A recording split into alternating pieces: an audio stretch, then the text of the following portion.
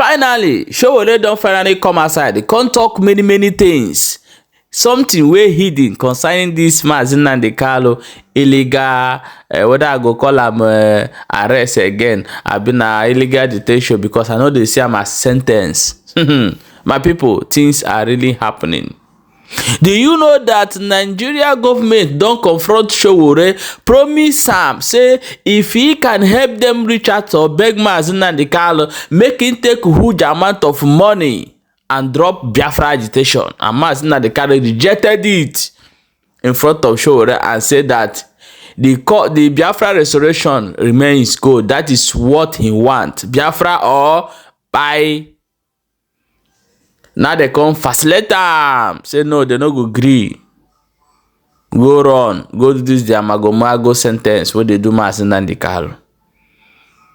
You know, say since when this thing happen, Sowore just dey in low key. He don't come outside, come break everything. If wetin they talk na lie, why they never arrest am? To tell you that the Nigeria government know wetin they do, but e dey pay me. Say some Igbos die against Mazi Nnamdi Kanu. E dey pay me. Say all tribe they protect their own. But the Igbo man, because of he want to make more money. He want to make more money. Ojuzo Kalu, you that Mazi Nnamdi Kanu cried for life as Buhari or whatever who arrested you to release you. You are biting your brother from the same state. Could you imagine? And even the governor that went to visit Mazi Nnamdi Kanu, some people have started coming out to say, some Igbo, so why you go? Could you imagine? Who do us like this? Who did this to us? You see people coming out to defend their own. And you see our people coming to sell their own people because of money. Watch this video that I'm going to show you for you to know that Mazi Nnamdi Kanu remained the hero, world hero. Watch the video before we come back and continue. Is that they couldn't get him to promise that he would renounce his agitation for Biafra. That's the biggest problem. That was his main crime. They said it, if they even proposed to me that I should go tell him to enter his defense, and if he enters his defense, then if they release him, he should promise that he will form a political party and participate in politics. And if he can do that, they will have no problem with him. He said, no, I want the Biafran, I want my region to be different from Nigeria, because Nigeria doesn't, cannot support our aspiration for greatness. Now, my caveat is that I am opposed to breaking up Nigeria. I'm a Pan-Africanist.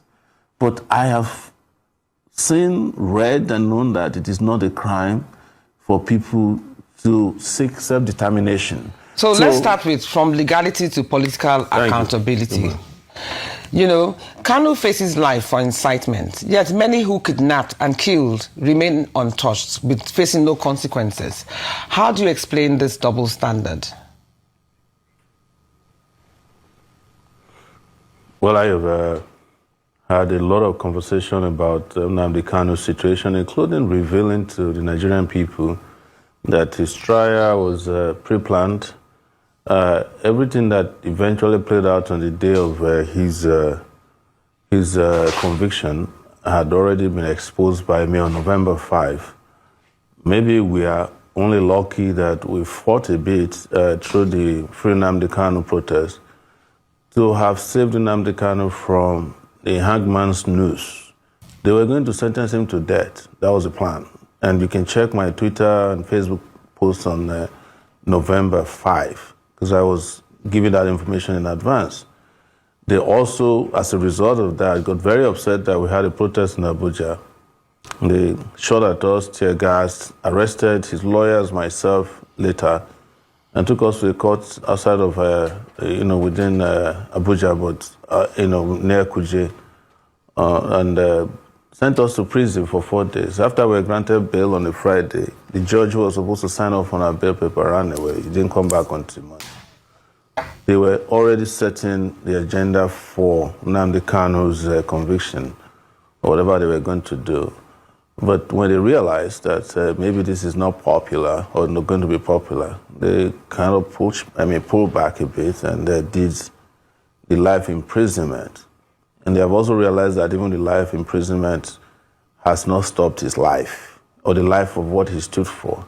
Because it came at a time that, like I've always said, he prophetically predicted some of the things that are happening in Nigeria now. And when he was eventually convicted, those things have come full circle in terms of terrorism, the unchecked activities of the people you call terrorists or bandits who have been given preferential treatments in Nigeria over time. They always have the right, they can drive around in their convoys with vehicles seized from the Nigerian army. One of them wore a uniform of a police commissioner, an assistant police commissioner he killed. He wore his uniform to town. They were carrying their magazines and their heavy-duty weapons and ammunition and addressing press conferences.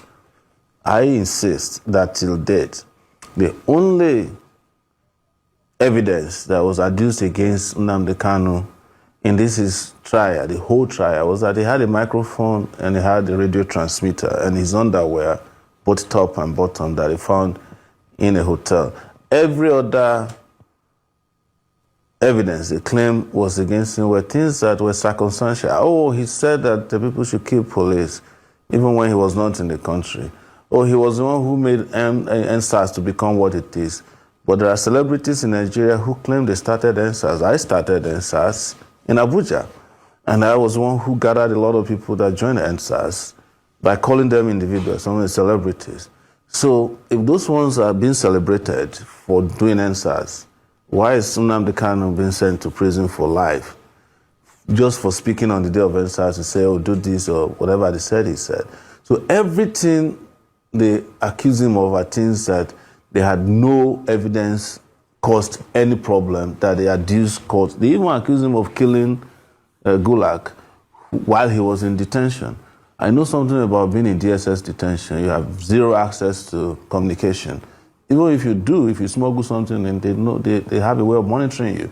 So how could somebody like that be sentenced to death? And a terrorist from one of the Boko Haram commander was sentenced to 20 years in prison. That is why Nigeria is where it is today. Some people in our animal farm, some animals are superior to others.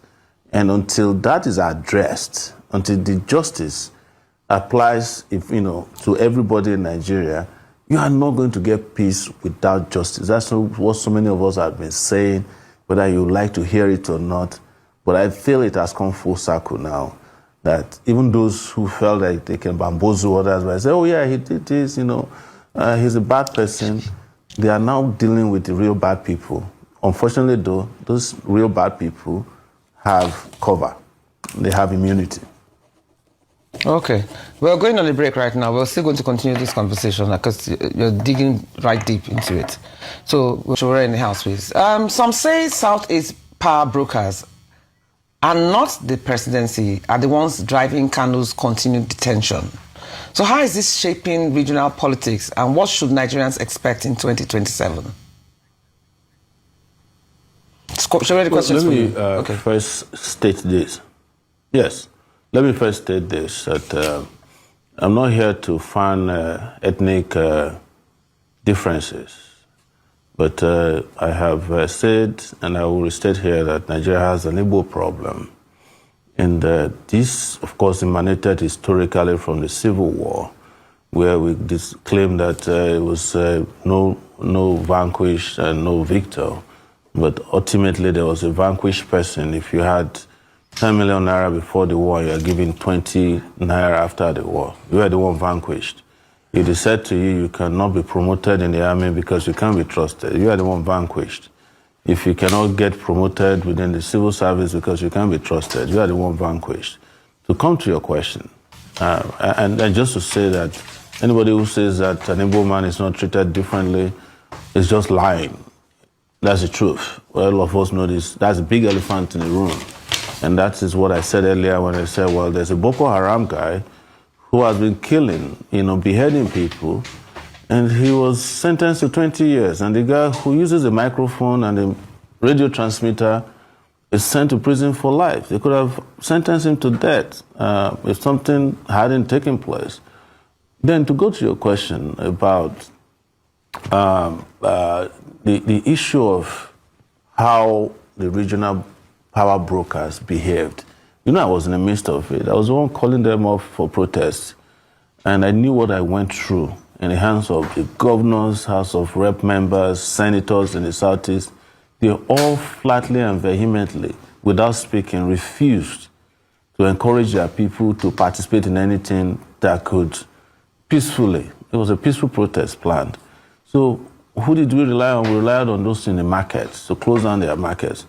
But the major leaders, including the deputy speaker, he came out shamelessly asking that Igbos should sit at home and you should show that you are cowards. There's no cowardice in peaceful protest. The reason is that they believe that Nnamdi is too powerful politically, and that if he's released, he will have some impact on their political influence and popularity in the zone. They know that they are not popular, but they have all relied on the center to get whatever they want, to keep control over the southeastern political, people. And they know that they are running out of time. If Nnamdi Kanu is released, that would not continue. We no longer enjoy what they're enjoying now. Whatever it is, whether it is fake or real popularity or power, they will lose it. They know it. Because I will reveal to you today that one of the biggest issues with the Nigerian state and Nnamdi Kanu is that they couldn't get him to promise that he would renounce his agitation for Biafra. That's the biggest problem. That was his main crime. They said it, if they even proposed to me that I should go tell him to enter his defense, and if he enters his defense, then if they release him, he should promise that he will form a political party and participate in politics. And if he can do that, they will have no problem with him. He said, no, I want my region to be different from Nigeria, because Nigeria cannot support our aspiration for greatness. Now, my caveat is that I am opposed to breaking up Nigeria. I'm a Pan-Africanist. But I have seen, read, and known that it is not a crime for people to seek self-determination. So the regional leaders we are talking about, I called all of them. I called all the governors. At least I know Soludo. I used to be able to reach him. I mentioned here that the governor of his state, Abia, was a columnist at Sahara Reporters. So I called a lot of them. No one of them picked my call. No one of them has called me back, because what we want is not what they want. They want what they call a political solution. A political solution is that you jail him first, and then we'll beg you to free him on certain conditions. So that tag of less convict, they wanted it badly. All of them are agreed on that. The question is, how did they release him? Nobody can tell you when they will release him. They don't plan to release him because of his refusal to endorse their political agenda in the Southeast. That is the problem. They don't want to hear his name. But the people of the Southeast, the regular people, are in love with him. And we've seen that with what happened in protests, how markets were closed across the country without a whimper. And they still are going to fight to ensure that Nnamdi Kanu is free. I will still fight to ensure that Nnamdi Kanu is free from this unjust incarceration into which he's been thrown. And don't forget, and I'll say this in closing, that this is the same way Ken Saro-Wiwa was treated in 1995, this 2025. I guess every 20 years, or is it every 30 years, Nigeria needs a victim, either in prison or in the Golo time. And guess what? It happened in November 2025. Ken Saro-Wiwa was November 1995. 30 years later, the country hasn't learned its lessons. Sowore in the house. Now, Sowore, as you know, there's been a very strong speculation that there is a cabal that controls Nigeria's security. So how much influence does this cabal really have on national security, and how aware or constrained are presidents, both past and present, by this shadow network? When people don't have anything to offer, they keep giving you excuses. There's a cabal, there's a group of advisors, there's a shadow cabinet, there's a kitchen cabinet. They have all kinds of label for them. But the question you should ask yourself is that if you are going to be president of Nigeria, didn't you go there with your own cabal? So it's a question of character of leadership. It's not any cabal. There's no cabal anywhere that you walk into Aso Rock and says you cannot govern. There's no cabal that says a bulldozer cannot construct a road.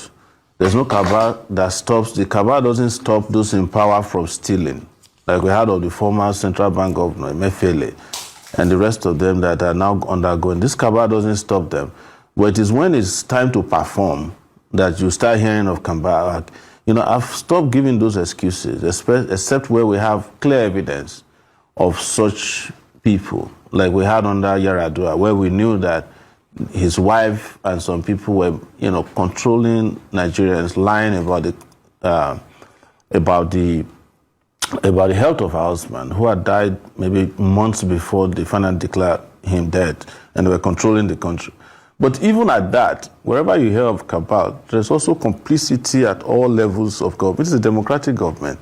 In the Tinubu regime now, the cabal is, number one, the president and his office and his staff, people he brought in from Lagos. Clearly, those are the cabal members. But there are Then, those who have argued. in the judiciary, Sorry, Sowore, but there are those who have argued. Yeah, there are those who have argued that this cabal exists, regardless of who the president is, and that they usually play a very prominent role in the decision that the presidents make. Sometimes they tie the president's hands behind his back. So are you saying this cabal doesn't exist? So has any president ever told you? Has any president ever told you that they tied his hand behind his back? No, but they won't say that. But from the actions that we're seeing, you help them repeat. So you're saying no cabal exists? No cabal exists. Yeah, the number one cabal in the country is the president of the country.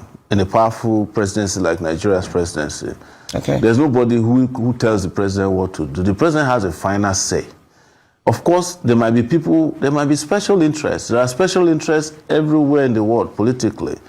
But in our own case, even the president of Nigeria is more powerful than the US president. All they do is what the president wants to hear. So if anybody is failing and they are telling there's a cabal, they are trying to shift the blame away from their own failure, glaring failure, to a shadowy group that you and I have no evidence exists, so that you keep helping them to repeat the excuse of why they failed in the first place. That's why we keep saying you should challenge these guys during the election.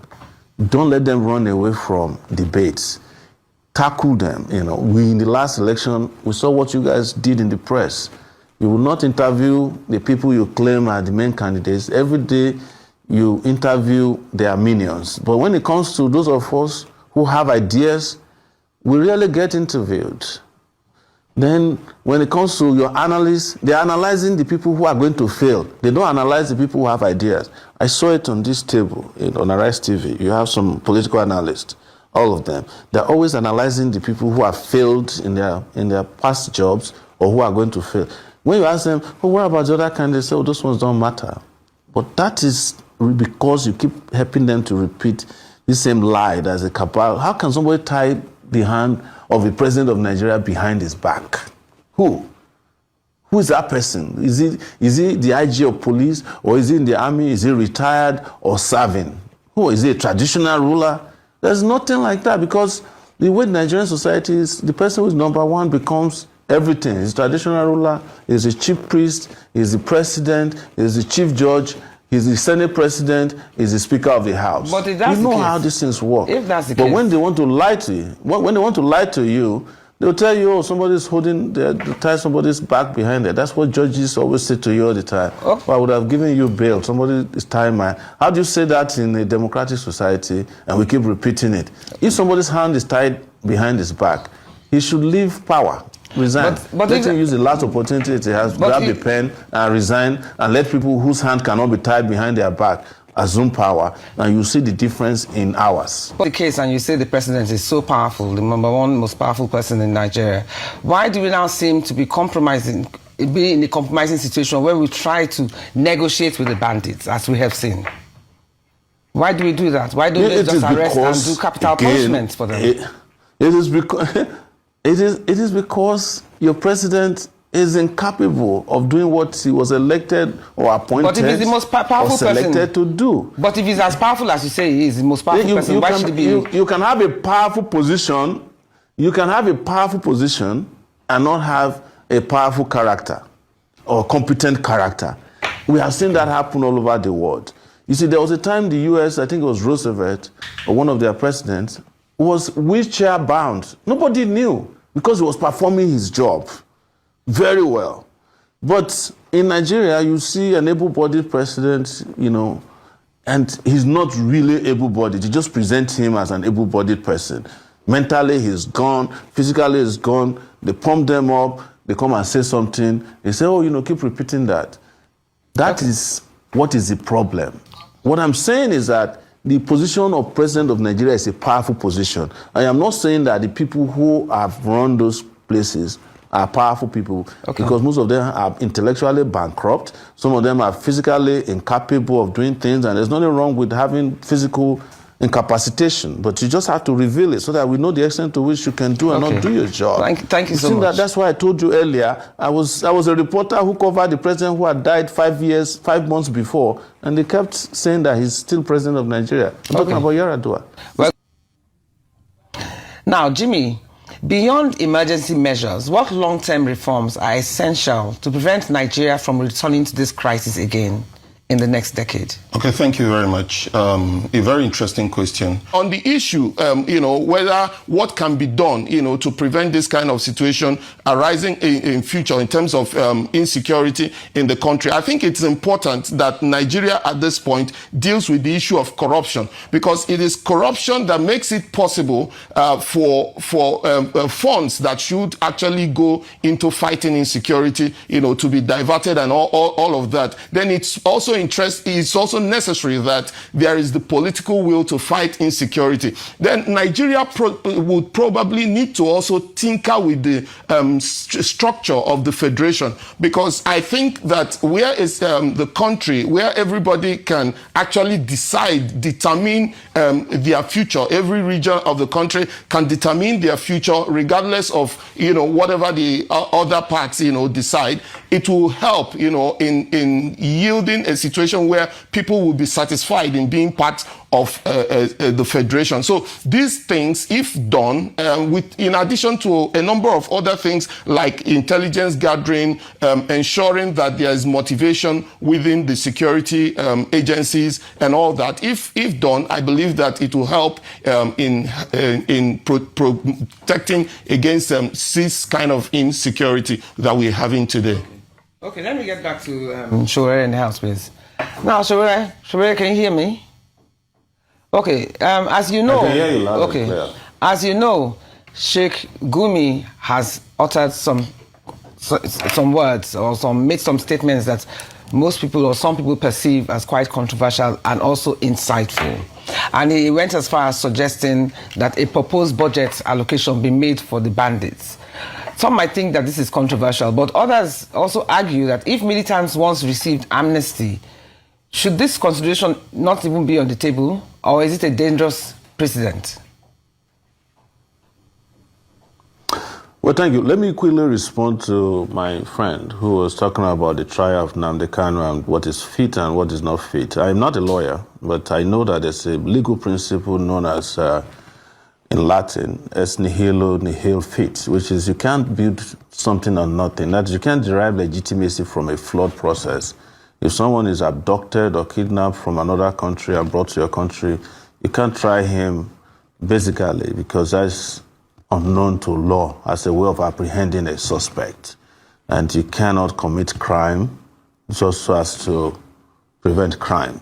So I just want to clear that as far as it's concerned. Like I said, I'm not a lawyer, but I know this is a legal principle that, is very well known as a basis for fairness and fair play in law. But having said that, you've mentioned this man in Kaduna who I used to know, I could almost call him my friend. this Sheikh Gumi. But you see, what Nigeria has become is when there is no leadership, when nobody is taking charge in terms of protecting the country, in terms of competence, in terms of doing what is right, all kinds of characters will come and be dictating what should be done. And then in the absence of solid government response to these issues, people start listening to them, and I have said somewhere that I think Sheikh Gumi is doing what he feels should be done because he has found that there's no leadership in the country to address the issue. So he's making his own proposals. Yeah, but Sowore, those who say the militants were just as terrifying at some point, and they were given rescue with this amnesty program, and the same should be done to the bandits and terrorists. That's why I'm asking, do you think they should be given the same opportunity as the militants were given with the amnesty program? I don't want to excuse the militants, but you see, the position of the militants were dealing with, in some cases, even environmental issues, long-held issues about the unjust way of managing Niger Delta resources. So they were targeting the economic life of the country in order to get attention to those things. It is debatable if after you settle them and they are being paid, the issues have been resolved. Because what you now find out is that you have lost the Nigerian Navy to a section of the country. And the fact that we did militancy in terms of amnesty doesn't mean that we should deal with, what is it called, banditry and terrorism the same way. Because the militants were people you could reach. People could meet with them. Even government officials met with them. Goodluck Jonathan went and had long meetings with them. But the bandits, the more you meet with them, the more emboldened they are. And they are taking lives on a daily basis. They are not negotiating with you. You don't even know who you are talking with. Today you are saying it's Boko Haram, the next day it's Lakurawa, and you can't tell the boundaries between militancy, banditry, and very heinous crimes that these guys are committing. I don't think we should treat it the same way. What we must do is to restore our country's ability to deal with crime, militancy, terror, whichever way you call them. And until you do that, you will start suggesting things that work and never worked. Like I said, that's subject to debate for another show.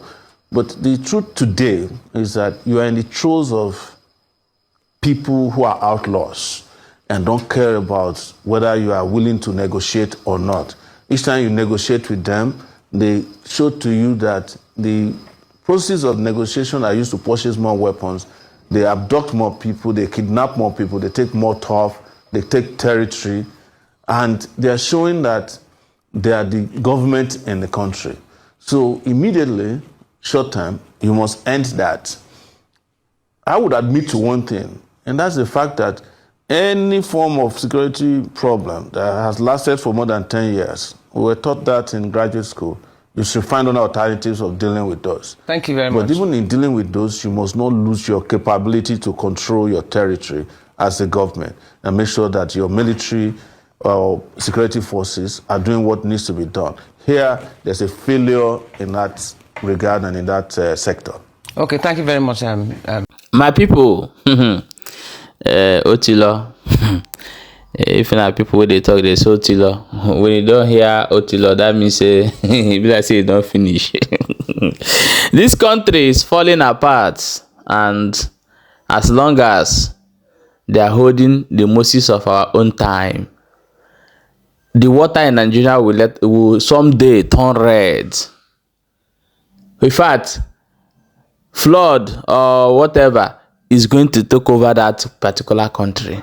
Yes, Asrock to be precise, or the hearts of those ones who want to wicked innocent Nigerians and other ethnic group or this that want to leave the contraction. See, I said this thing many years ago that you cannot protect what you do not create. Even though you buy a cell phone, that phone cannot last forever in your hand. Even though you bought a car, that car cannot last forever in your hand. Someday we decide to change it and take another. But assume that you created that car. When the car starts giving you problem, you know where the problem is coming from. And you know how to go about it. This country was not created by us. My forefather, my grandfathers was not involved in a discussion to be as a one country with Hausa and Yoruba. Never. They are not involved. I saw my grandfather, ask him, were you one of the people who make ready for us to be one Nigeria? My grandfather said he never. They never consulted him. And I believe that so many of us here that are listening to this particular video today, your grandfather was not involved. He was not voted. His voice was not heard. So everybody in Nigeria today are working for the growth of Britain. Until we get this in our head. I see what is he calling it? A very dark man. Whatever they call it, that guy, very dark man, calling youth how to clean road. I'm asking question. Is it the road is the problem of Nigeria? I'm asking. By the way, very dark man traveled to Germany recently. He traveled to China. Did you see any youth of China cleaning roads or Germany cleaning their road? The answer is capital no. Everything has been put in place by the government. There is car in the money this is their work they do, and they will get paid every month by the government, and everywhere was clean. So why must you call youth out to clean the road? When the youth want to rise up, this guy will come outside and start distracting you people. Afraid you'll be following this guy. The country is going. For youth to come outside and demand tell the government that these people are doing, you are not getting it right. Tinubu should resign. Let somebody who lead the country and rise up and lead the country. You cannot do it. And somebody who sit on his and dialoguing with the government will call you to come and clean. You are shouting ratted. In fact, I made a buy a basket of Igbo, give all of them and smoke, they go. Nigeria youth, my foot. Guys, share this video. The country is gone. It's gone. These people have circled us. And there's no amount of Nigeria security can stop them. They are the government. They just want to put you in that government where you cannot speak. Where you cannot publicly talk. Anything they like, they do it. Some families will be sharing anything that comes to Nigeria. This is why they hold Mazi Nnamdi Kanu. If you don't know it now. Because Mazi Nnamdi Kanu know what they know. My people, I don't want this video to be too long. Please share and like. Drop your comment in the comment section. Make sure you share the video.